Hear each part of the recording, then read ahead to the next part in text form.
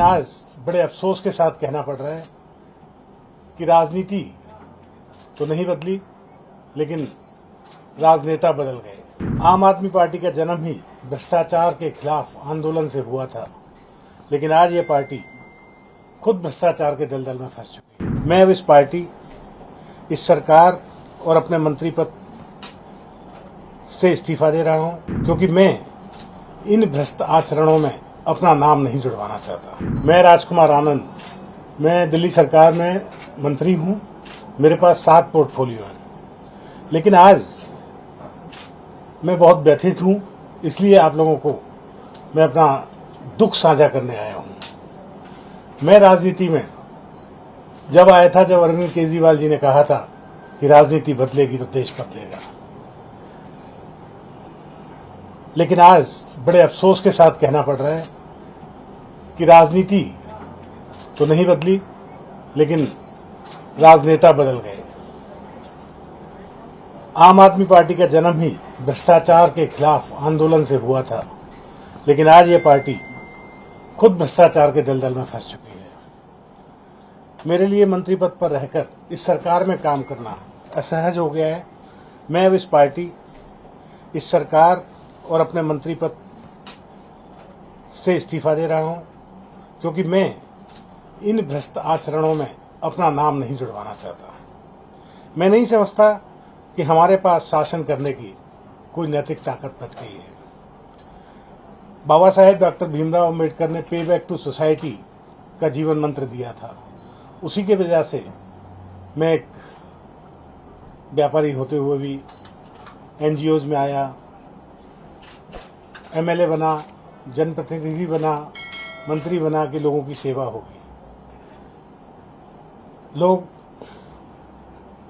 और मैं यहाँ आया ताकि पे बैक टू सोसाइटी को सच्चे अर्थों में साकार कर सकूं। इसी उद्देश्य से मैं आम आदमी पार्टी और अरविंद केजरीवाल जी के साथ खड़ा हुआ, जो बाबा साहेब के आदर्शों पर चलने की बात करते हैं। बाबा साहेब का फोटो हर प्रेस कॉन्फ्रेंस, हर सरकारी दफ्तर पर लगाते हैं, लेकिन जब बाबा साहेब के बातों की बात आती है, देखिए रिजर्वेशन तो संवैधानिक मजबूरी है, लेकिन जब बात रिप्रेजेंटेशन की आती है, जब हम ऐसी जगहों पर अपने आदमी भेजने की बात करते हैं, दलित समाज अपने आदमियों को ऐसी जगह भेजने की बात करता है, जैसे हमारे यहाँ 13 राज्यसभा सांसद हैं आम आदमी पार्टी के, उनमें से एक भी दलित या पिछड़ा या महिला कोई भी नहीं है। तो ये जब रिप्रेजेंटेशन की बात आती है तो ये पार्टी अपना पीछे हो जाती है।